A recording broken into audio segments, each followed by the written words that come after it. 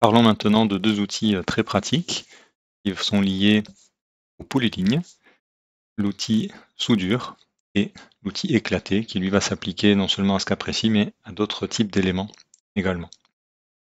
Alors je reste sur le rectangle. Pour rappel, c'est bien une polyligne pour DraftSight, mais j'ai un seul objet même et j'ai 4 segments qui le composent. Je veux récupérer les segments individuels à l'intérieur de ce rectangle. Pour cela, je vais éclater cette forme. La commande se trouve dans Modifier, ici, Éclater. Si je n'ai pas sélectionné avant, je lance ma commande et je sélectionne après. Je retrouve donc ici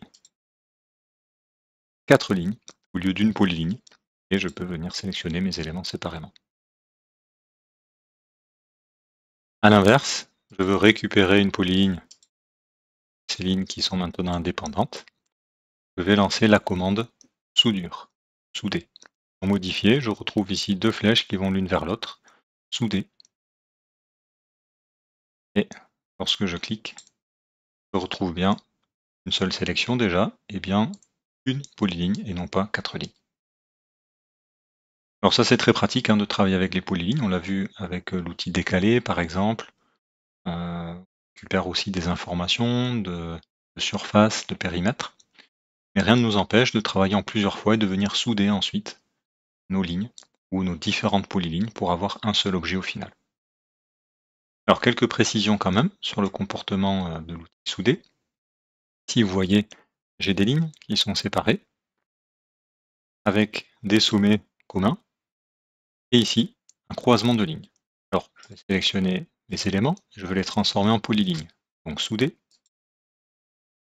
J'ai un petit rapport qui apparaît dans la fenêtre de commande. Il a bien trouvé mes 5 éléments.